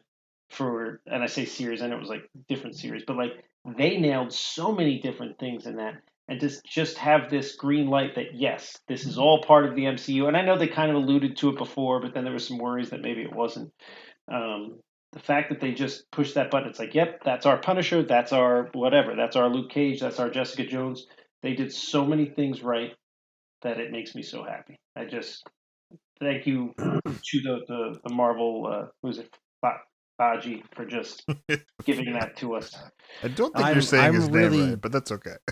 I'm really curious exactly how deep that goes. Like, as far as I know, and it's been a while since I've watched the Netflix series, at the time, it seemed like they couldn't quite fit in with the MCU because of the timeline and the fact that the snap never really seemed to affect what was going on in those shows. They were gone before the snap happened. Yeah, I just rewatched. Those shows were canceled before the snap. The COVID has given me some time off. I watched the entire MCU, every TV show, every movie in chronological order. They work. They work. All right, that's good. It works. Now, I guess the only thing that I know that I'm not the only one who's wondering this is like, are they officially confirming that those Netflix shows are in the MCU, or are they variants? Like, what's his face? Like J. Jonah Jameson, just the same actor playing the same part, but a different version of that part. Well, but With that's the finale of Kingpin. I'm sorry, with the finale of Hawkeye. There was an interview that said that we were going to get a definitive answer to that during this finale, and that absolutely did not happen. I think Spoiler Kris. alert for Hawkeye as well. I'm going to say two things. I think Kris, you shouldn't go down this rabbit hole. You shouldn't go down this rabbit hole of Hawkeye, because I think the two thoughts and ideas are intertwined about the way they treated Kingpin in that show and the way they treated Daredevil in this Spider-Man thing. But like, I think that at this point, nobody can definitively say if, how those Netflix properties are going to tie into anything in what way, and that they might just pick and choose things. The other thing is that, Jameson, and this sort of ties into another thing that was sort of on my hit list of what I wanted to talk about, is like, I think that's one of the things that was, it was another thing that was cool and that worked about this Spider-Man movie, is like, okay, Jameson was in the Toby, what's his face? J.K. Simmons was in the Tobey Maguire ones, and then he's playing the same character in this one, and Far From Home, a different version of the same character. Like, I think it all sort of speaks to this multiverse thing, and that there's like similarities and differences, and that like every universe is a little different and has, different qualities to it. Because like, that was another thing that I thought was so cool about this movie, is how like thematic things from the other Spider-Man stuff crept into this, but in a different way. Like Sean mentioned the what is it, the bridge car, the what do you call that thing, the high wire bridge car thing. The trolley car on the wires. Yeah. What the hell do you call that thing?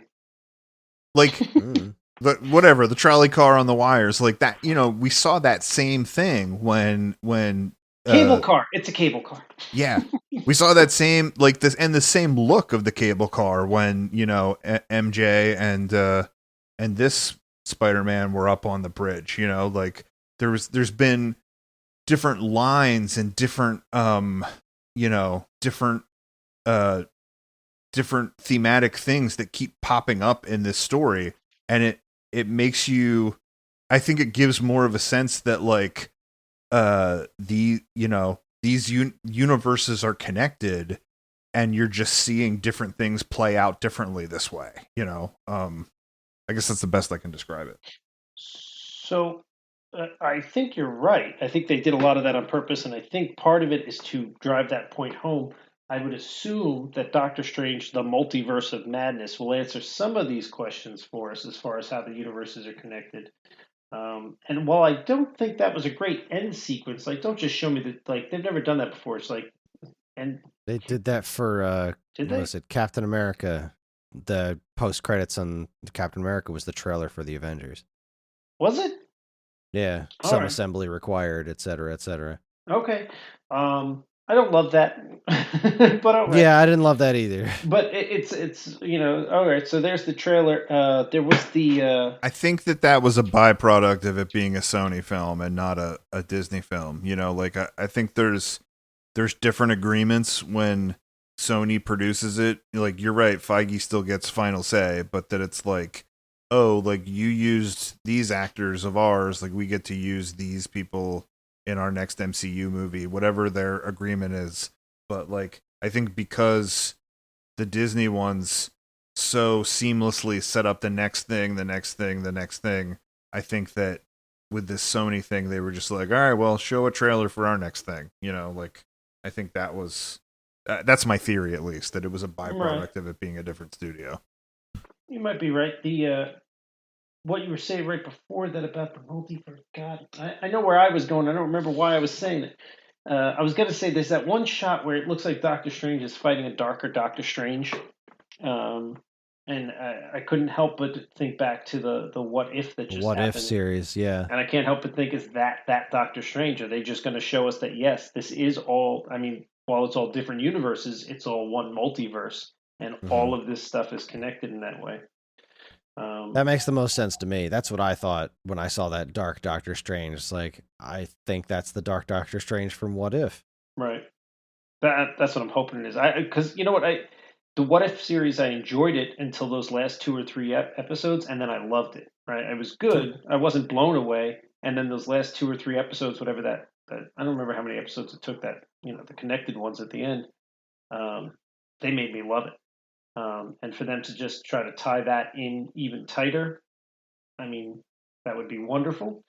And I know we're not going to go down the Hawkeye rabbit hole, but I did think that again, it's almost reaching back and taking what's worked in the past. Having just rewatched the MCU, one of the things that the Shield show did wonderfully was it kept tying back into the Marvel movies as they were released in really, sometimes really clever ways, sometimes just kind of, smack in the face ways, but sometimes in really clever ways. And I thought they did such a good job with that. The series, I enjoyed the whole series. It had some, you easily could nitpick lots of things about it, but some things it did very right. I thought that was one of them, and I haven't seen the newest episode of Hawkeye, but it almost feels like they're trying to do what they did right with the Shield series with the Hawkeye series. Again, I saw the last episode, which gave you a little D'Onofrio, and then I saw Spider Man, which is the order they were released in, and now I haven't seen the episode of Hawkeye that was released today, but um, it feels like they're going back and saying what has worked right for us thus far. Let's double down on those aspects. Yeah. Uh, yeah. Parts. I had a thought and then it went away. Damn. I think the only other thing that's kind of on my hit list that we didn't talk about is just how much I like the supporting cast of this series of Spider-Man movies, this Tom Holland trilogy. Um, yeah, Zendaya and what's the kid's name that plays Ned? Ned, I don't know. Jacob something or other. Like they all got showcased pretty equally in this movie. Like they all it was kind of cool how they like sort of integrated the team into helping diffuse this whole multiverse situation. And I thought we saw like really great chemistry between all three of them.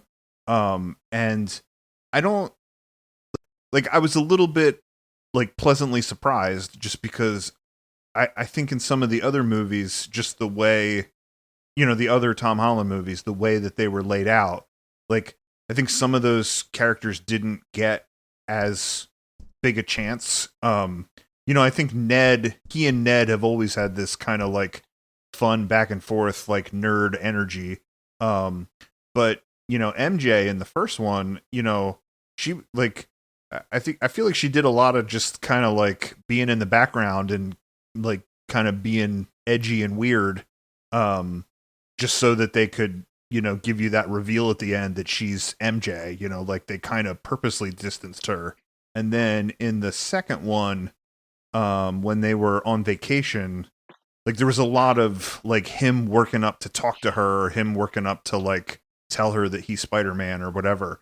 So the fact that they all three were in on it in this one, and they, that you sort of had the chemistry between them. Like I just thought they were all so delightful. Like I thought she was really great, particularly. We've mentioned a couple times now the parallel with the Gwen Stacy moment, and like I think she sold the moment as much as Andrew Garfield did. Like it was, I thought I thought they were all great. I'm not gonna lie, that moment got me. I mean, I'm not one to like be gotten by movies. I mean, Up got me. That first sequence in Up, I'm not gonna lie, that brought tears to my eye. That who would show that to a child is what I want to know, because that is traumatizing. That is an upsetting sequence. The same people that don't skip the beginning of Finding Nemo. I didn't see Finding Nemo. It was sad, but I don't know.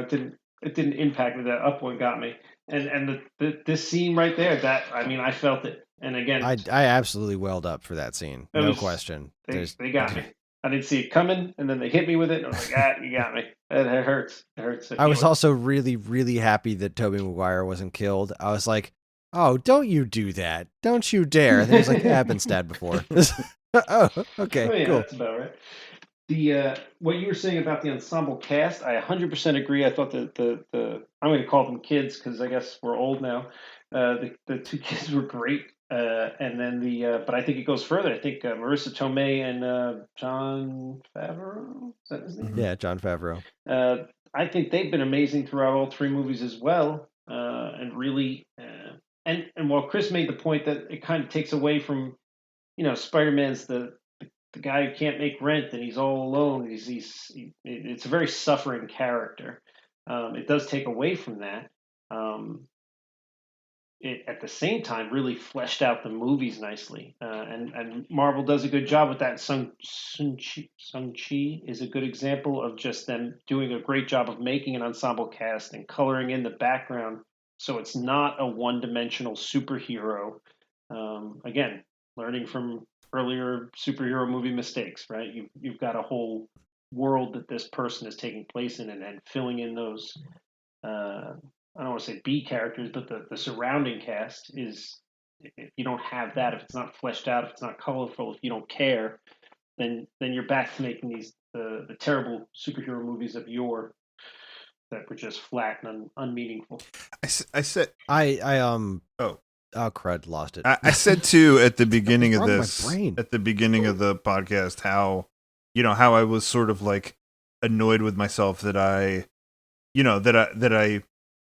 didn't expect bigger, that I thought that some of these would just be cameos, and that I didn't expect them to up their game. But like I think it's also been cool that with each of these Tom Holland Spider-Man movies, the I don't know what to call this trilogy, the like home trilogy, the Homecoming, No Way Home, no, Homecoming, Far From Home, No Way Home. I don't know. Yeah. I don't know if we want to call Home it trilogy. the home movies, whatever it is. But like each one of those has progressively, I guess, gotten cooler in terms of like how they've integrated this bigger world into the story. Like, when the first one came out, when Homecoming came out, there was a friend of mine on social media that was like, why do I want to see this? Like we just saw two other Spider-Man movies not that long ago. Like, what's going to be different about this? Why should I care about it? And like, I sort of initially thought the same thing, but then when I saw it, and like, I think we've already covered that, I think Tom Holland is awesome, but then also, the way they tied that whole Vulture crew into the salvage from the battle in New York and the like, weird alien weapons and stuff like that, that like, they pulled from this bigger universe, the MCU, and they rooted it in this quote unquote friendly neighborhood Spider-Man thing. It really worked in Homecoming. I think it took a even crazier step forward in Far From Home, where it was like you had to sort of retcon all that Stark tech and Stark employees, and and tie them to Mysterio and this whole like illusion thing that Mysterio was creating. Like, why didn't I think that the third one would be an even bigger spectacle to that? Like, why didn't I think that it was going to pull from all these things and tie them together in this crazy way? To what you were just saying, I remembered what I was almost going to say was that the problem that everyone had with these movies being so different from, Peter being that suffering character, I didn't mind because we just got 2 sets of those movies. Like, those still exist. They're not part of the MCU, but those still exist. So I didn't mind it being a different kind of Spider-Man story. Here in the MCU. They're not part of the MCU, but they are now part of the Spider-Verse. Yes, yes. I mean, not those are part of the MCU. Yeah, in a spider sense, as it were. And I got to tip my hat, but what Paul was just saying made me remember it. Like it seems obvious to us now, sitting where we are, but the fact that they made the first Spider-Man movie without beating us back over the head with the intro, like that goes again. I'm sure there was like 97 money guys, behind Hollywood, saying no, we got to do the what the fact that they just glossed over how he got his powers. I know he had like a conversation with Ned or whatever about it vaguely, but like they didn't waste 15 minutes of a movie showing us something we've seen twice in the last decade, and we all knew anyway. Like this isn't Shang-Chi. You know this isn't Guardians of the Galaxy. I think it's pretty common knowledge how Spider-Man gets his powers, why Superman has powers, Batman's origin. Like we all know this. You can just skip it. And the fact All that they did three of that, these I don't movies know. had really I like can't thank them really enough for just. all three of the movies had really like great sort of economy of storytelling. Like, Mhm. Sean's talking about how they didn't feel the need to do the origin story. With this one, like, man, that movie just started. It picked up from where the other one left off, and it just started, and they whipped you back to his apartment, and they did that sort of like one tracking shot around the apartment where they sort of like had jokes infused to it, and they covered all your bases of like what was going on with MJ, what was going on with Aunt May, what was going on with Happy, and then sort of like into this like, oh my gosh, everybody knows that you're Spider-Man thing now, like it. None of these movies waste time with things you don't, exposition. It's like, how can we knock out the exposition as effectively as possible in a cool way, and then jump into the story of the movie? Yet it's still, I think the movie was damn near 3 hours long, which I'm not complaining because I enjoyed it. And you are 100% right. There was an economy of storytelling, but it still took 3 hours because they told us so much, which is wonderful. Again, not a complaint, just a Yeah. wow. Really, really happy with that. All right, I got a couple things that I wanted to hit on that we haven't touched on yet. One, I was really, really sad that they killed Aunt May. I understand why, because I feel like with that spell at the end, I don't know how you could possibly how it could work that Aunt May would forget that Peter exists or that he's Spider-Man or anything. I feel like that wouldn't work. And I guess, we've always kind of assumed that he had an Uncle Ben who died. They don't really go into his origin all that much. But I was really bummed that she was dead. Like, because I thought Marissa Tomei was great in that role. But you whatever. know what, man, was that well done? Because Yeah. because Oh, it was great. when they're all on the roof, like she says that great power comes great responsibility. I think they altered the line a little bit. From my understanding, they altered it to like what it actually is in the comic, but they say the, great power comes great responsibility line. And I'm watching it, I'm like, oh god, they didn't. I'm like, did they really do this? Like I started being like, it's gonna go to this place. And then when they're all on the roof talking about it, and the other two Spider-Men finish his sentence for him, and they're like, yeah, Uncle Ben said that, it really tied it together in a nice way, and they didn't dwell on that phrase like they did in the Raimi ones. It was this it was this really clear, concise thing to unite the three Spider-Men, and then they moved on. It was cool. Yeah. Oh, All right, so my second one, and I've actually had this one floating around my head since before this movie, and this only made it worse. Well, worse, not actually worse, but you'll know what I mean. Is what the hell is Wong up to? yeah.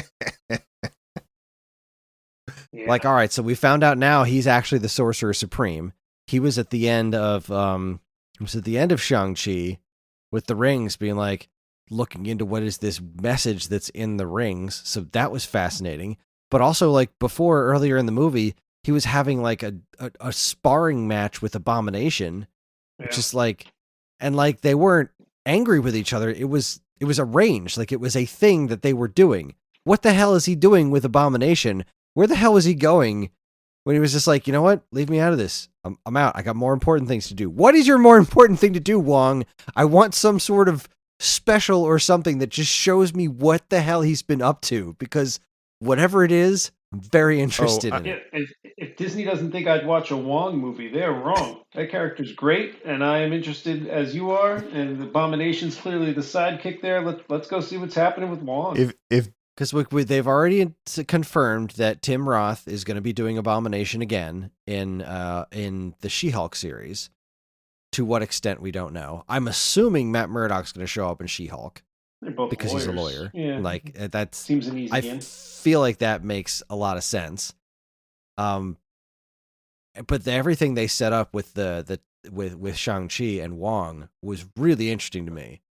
So I mean, he's definitely going to have some sort of major role in, Doctor Strange and the Multiverse of Madness. That's not till freaking May, but we've got plenty of other things to keep us busy between now and then. But yeah, I want to know what Wong is up to. Sean, whatever he's up to is fascinating. Sean just set up a really funny joke, and you just blew over it, Chris. He says, if you didn't think I would watch a Wong movie, you'd be wrong. It should have been like, if you don't think I'd watch that movie, you'd be Wong. Paul, you're a dad now. I want you to know this. I think it was no accident that we saw Wong in Shang-Chi and in this movie. I'm sure it's all leading to whatever's going to happen in this Doctor Strange movie. Yeah, for sure. And I'm very excited about it. I'm very excited about all the stuff that's coming up next. I mean, there's a lot of stuff on the table right now. I mean, how many freaking series are on the way? There's Moon Knight, there's She-Hulk. She-Hulk, there's Miss Marvel. And I heard we were getting a one-shot Werewolf by Night. Every now, so I don't go on the yeah, internet. There's every a Werewolf by Night. Jacqueline yells stuff out at me. There's a one-shot Werewolf by Night. That's definitely happening. There's Ironheart. There's Secret Invasion. I'm surprised they're blowing Secret Invasion on a TV. I say blowing. I've enjoyed the TV series as much as I've enjoyed the movies, but like it's a big storyline, so I'm surprised it's not like, everyone's talking about, or a lot of people talk about like who's the next big villain, because you just killed off Thanos. Who's the next Thanos? Part of me, one of the things that ran through obviously Kang seems to be getting set up as the next big villain at this point, but one of the things running through my head was maybe it's not a next big villain, maybe it's Secret Invasion. You could, there's not, that's a whole race of villains. Is Secret Invasion the Skrull takeover? Yeah. Yeah. Oh, okay. It's a Secret, and then I think the only other one I was missing was Armor Wars. That we know of, and then that's not even covering the movies we know are happening: Wakanda Forever and Doctor Strange Multiverse of Madness, Thor: Love and Thunder. There's a lot on the way. I don't know. Again, I don't watch a lot of previews or anything. I heard something about Armor Wars when I think of the comic book Armor Wars. There's a couple Daredevil bad guys like from way back when. There hasn't been anything confirmed about Armor Wars other than it exists. So the comic book Armor Wars, like, I don't know, we might be getting ourselves a Beetle. I'd take a Beetle. I'd take a Stilt Man, some good stuff. I want Stilt Man. That would be amazing. What Daredevil issue number 4 was the first appearance of the Purple Man. What a ridiculous character. And the freaking, was he... David Tennant's take on Purple Man was terrifying. Was that the best Marvel villains thus far? Like, I mean, and I love Kingpin. I think D'Onofrio's Kingpin is spot on. But Tennant's Purple Man was... Yeah. Oh, God. That was incredible. Yeah, that was amazing. So good. Yeah. So if they can do that with the Purple Man, I mean, I know Stiltman's also a ridiculous character, but I don't know. I'm excited to see it. I want to see... Yeah, I'd love to see what they can do with Stilt Man. That would be amazing. I'm right in the middle of reading the Jason Aaron run of the Thor series where where he fights Gore the God Butcher and where Jane picks up the hammer. It's really good. So I'm really interested in this Thor Love and Thunder because that's, I guess, the story that it's based on. I like Ragnarok so much. I like that director, so like I'm kind of glad he got another bite of the apple. Like I'm glad it wasn't 2 Thor movies and then one that was drastically different. I think that this comic book I'm reading is going to make a cool 4th movie. That's Taika Waititi, right? Yeah. And he's the same guy who did What We Do in the Shadows, right? Yes, I think so. If you haven't watched that, right, there's an Agatha Harkness show coming out. Oh yeah. All right, here we go. This is what we've got. This was already happened. All right, Thor: Love and Thunder, Doctor Strange, Black Panther: Wakanda Forever. This says The Marvels, but I feel like that was. Oh yeah, that's right. That's still happening. The Marvels is That's still going to be a happening. movie. That's a movie. That's the Captain Marvel and Miss Marvel team up movie. That's like Captain I think Marvel it's going to be 3 of them. It's going to be Captain Marvel, it's going to be this one from the TV show, and then it's going to be Monica Rambeau who got powers in, Monica Rambeau too. Yeah. One from the TV show. Monica Rambeau showed up in right. In WandaVision. Guardians 3, Ant-Man and the Wasp: Quantumania, Fantastic Four, and then 2 untitled films slated for 2023 and 2024. That's what's been announced in movies. As far as TV shows, we still have Miss Marvel, Moon Knight, She-Hulk, What If Season 2, the Guardians of the Galaxy Holiday Special, Secret Invasion, Agatha Harkness, Armor Wars, Echo, Ironheart, and some sort of untitled Wakanda series, as well as the Werewolf by Night special. I'm going to watch every single one of them.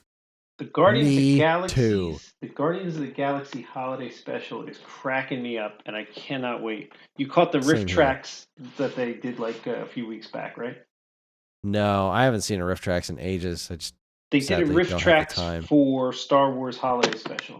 Oh God, that sounds amazing. You know what it was, but I mean the movie, whatever that thing is, Holiday Special. That's hard to get through. It is hard to get through, even with them going. I mean, like it helps, but it's still like every now and then they're quiet for a minute, and you're like, "What is happening?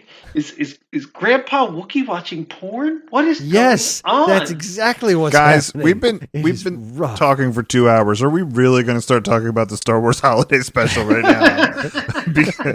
because I mean, like I can settle in for the night and go for it, but this just seems like a whole thing. Like we'll save that for the S movie. That's a podcast for another. That's a bold move when the first 40 minutes of your movie people only speak Wookiee. Oh God. Oh, it's brutal. Yeah, it really was. All right. I mean, I think I'm tapped out. I mean, I could honestly keep talking MCU all night, but I mean, as far as like really tying what we saw, I loved the way the movie worked. I couldn't believe how much they put the other characters in, how much they made the villains matter. They made the other Spider-Mans matter, and how another thing I would really love to see is what happened when they went back. Like, I would love to see Cured. Like, what happens to Cured? Doc Ock. Doc Ock. Like, does he still die, or does he? Like, where exactly was he plucked from? Like, more importantly, Cured the Norman Osborn. Mm. Like, what the hell happens when he goes home? Like, I want to see what happens when all these saved villains go back to their collective universes. I would love to see the aftermath. Yeah, I think you'll never get that, but I think that I think I'll get it in a comic book. I think that's how they'll. Well, I think things must have played out for Doc Ock similarly, because in both continuities he the inhibitor chip got restored, and he had to take that energy ball and sort of sacrifice himself. But like, did he build the energy ball yet? Because if he hasn't built the energy ball yet, because we know he got plucked right when he was choking out Spider-Man. Right. Yeah, and like which time? Like, he was choking out Spider-Man in the fucking bank, Right. when he was robbing the bank. So I don't know. Who knows? So one thing about it seemed to me like I didn't understand that they spent time curing Sandman. Like, you didn't really have to do that. He was kind of on your side. Right? Like, he wanted to go home. He just kind of blew away at the end, right? Right. But I think he wanted to be human again. Oh, so all right. I mean, if he wanted to be human, but like the three Spider-Men in this movie took time to figure out a cure for him, quote unquote cure for him, but he Mhm. wasn't trying to stop them, nor was he in danger of dying because of his powers. And if anything, he would have helped them set off the like. There was that fight where they were trying to like, we have to cure the guys and then set the thing off, and the of course the lizard and the bad guys were trying to destroy the box. Like Sandman had the same goal as them. Like he was getting Yeah. impatient about it, but like I don't know, it seemed like a waste of time to cure him of his powers. Wait, I Just seemed unnecessary. I gotta say something. It just made me think of this. Like we've talked a lot about the just the funny back and forth jokes between the three Spider-Men, that the whole thing about, where they brought up the ridiculous things like Venom and the Paul Giamatti Rhino and stuff like that. And also, I mean, I thought those three were really funny together, and I liked how they sort of brought the comic sensibilities of, Tom Holland, the writing of these Tom Holland ones to the other two Spider-Men. Like the three of them I thought worked really well on screen. But we kind of haven't talked about the same back and forth that the villains had. Like I liked how Electro and Sandman were like, yeah, I fell into a vat of eels, and he's like, I fell into a particle collider, and it's like, yeah, I gotta stop falling in holes. Like, You watch me fall. Yeah. You watch me fall. Yeah, yeah. God, there was so much great stuff like that. Like when Andrew Garfield is like cracking Tobey Maguire's back. Like there was so many great scenes like that. It was this movie was a freaking masterpiece. And as a nerd, I'm so happy that we've been eating so well in the Marvel movie department. But we I haven't given our wish thumbs up and thumbs down, so clearly I'm a thumbs down. I don't think anyone should. it was garbage. I hated it. It's trash. It's trash. avoid seeing it at all costs. No, I loved it. I look forward to seeing it again, and I'm also looking forward to slipping into Star Wars mode for Boba Fett in a couple of weeks. So, just out of one fandom and into another. Oh, is that the TV series? Yeah, the Book of Boba Fett starts, I think, next week or the week after. I did watch two TV series and they were great. They weren't called Boba Fett. I don't remember. Mandalorian. Those were great. Oh, Mandalorian was magnificent. Well, All right. if I know I'm, you know what I said we wouldn't go down the Hawkeye rabbit hole, and we won't. I don't know. It can be a post conversation for us, Chris. Yeah, post credit scene. Okay. Yeah. Oh yeah, I don't want to talk to you guys about it. I haven't watched tonight's episode yet. It's good stuff. Give me more Yelena any day. She's fun. All right. How do we end this? We don't pick. We don't Yeah, have we to don't vote. Yeah, we don't have to this. do the vote. We already know what we're going to be watching, the history of future folk. So I guess I'll just read our spiel and then we're pretty much done. And So don't any last words? don't forget, Sean and I are going to talk about Geely.